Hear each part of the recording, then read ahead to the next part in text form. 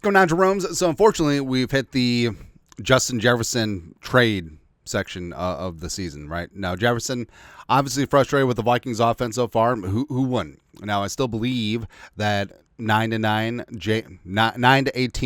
JJ to JJ is going to feed families for the next decade plus, right? Bottom line, the Vikings do need to figure out the quarterback situation in 2026. It could be McCarthy, it could be something else, but keeping Jefferson in the loop, scoring points, is the name of the game here. Now, Jefferson is under contract through 2028, but that contract gets very tradable at a certain point. So it could be easy for the Vikings to move him. I actually think it's more likely that he gets extended than traded, but yeah. And we've talked about before where our bottom line is this.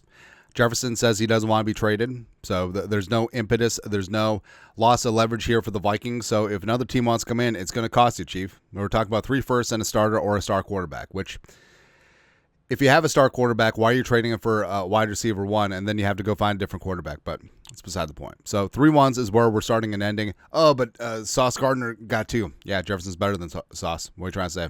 That's what it comes down to. Long story longer, over at Predominantly Orange, which is a Broncos blog, you're going to see a whole lot of think pieces by a whole lot of team fans and blogs about trading for Jefferson. Right, so 3 Broncos trade packages for Justin Jefferson. The Vikings could not refuse. Oh, Riri. Can't refuse. By Lou Scatagila.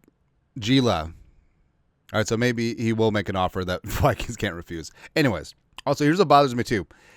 This site... So the ad blocker is on, but we still get ads. There you go. Anyways, the Vikings have turned into one of the worst teams in the NFL this year, one season after being among the best. The fall-off has been brutal to watch, and it really concerned... Oh, good. Toyotathon is on. Just a reminder about Jordan Love. It's really centered around the quarterback position. Minnesota famously traded above the Broncos to take J.J. McCarthy in 2024 NFL Draft. The Vikings were ahead of the Broncos anyway, but McCarthy had missed more games that he's played in, fallen behind, and frankly looks like an all-time bad quarterback. Oh, rare.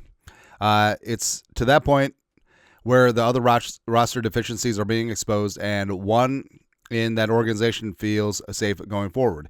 Could this boil over into a team trading Justin Jefferson? It's possible, and before you say it's not, we did just see the Dallas Cowboys trade defensive player Micah Parsons, who is in the same caliber as Justin Jefferson is. Let's cook up some trade packages for Jefferson. So first off, Micah Parsons was in a contract dispute with the Cowboys as well. So that was one of the main factors of the trade.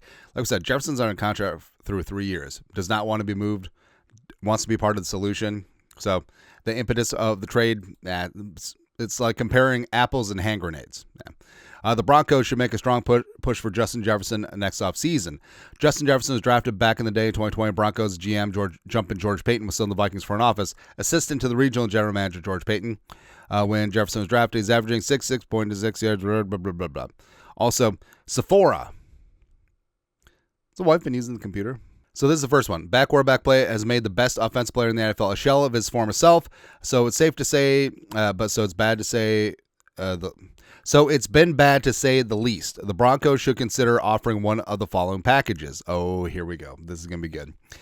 Broncos, they get Justin Jefferson. The Vikings get a first-round pick in 2026, a first-round pick in 2027. The first trade package is 2 clean first-round picks for Justin Jefferson, and this might be where the conversation starts with a player of his caliber. It starts and ends, be like, not enough. It's going to cost you, Chief. Jefferson would be entering his age 27 season in the 2026 NFL season, so he likely have several more years of high-end production left. So, problem here. So, first off, the Broncos looking good this season. Right now, according to Tankathon, they have the 30th overall pick. Now, obviously, that depends on where they finish in the playoffs, but so a late first-round pick this year, and say the Broncos are good next year, another late first-round pick. That's what you're getting for Justin Jefferson. Nah. Also, absolutely zero interest in helping out stupid-ass Sean Payton. Douche. Douche. Douche. Douche. Douche.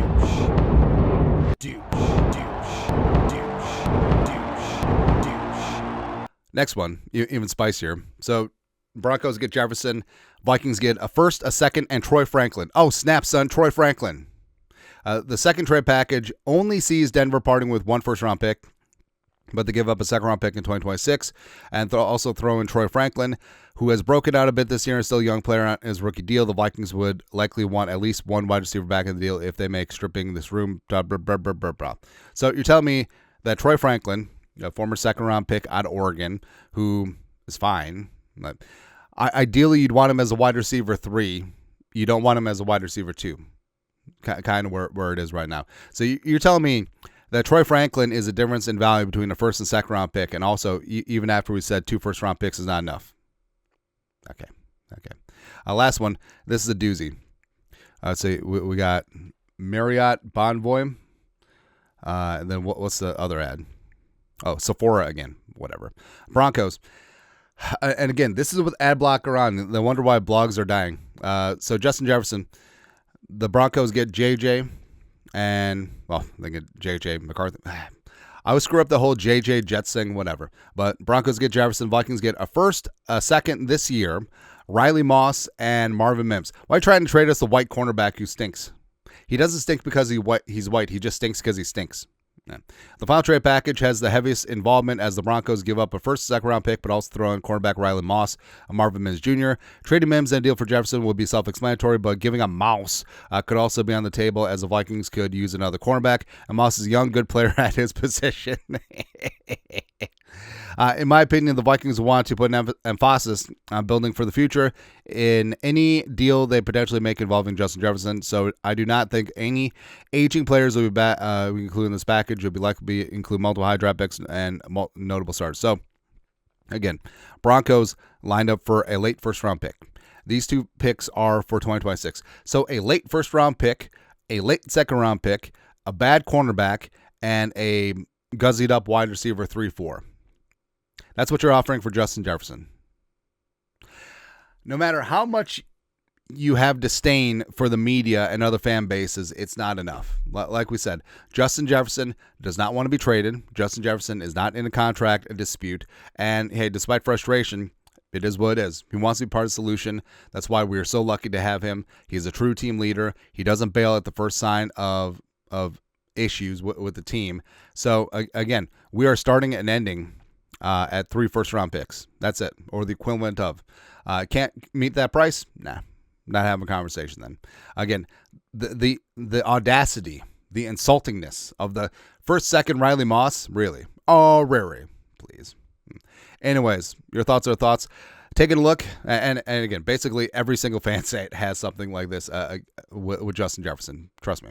Going over some dumb Justin Jefferson trade offers. Let us know, comment section, you guys are the best you know what to do. Skol, production value.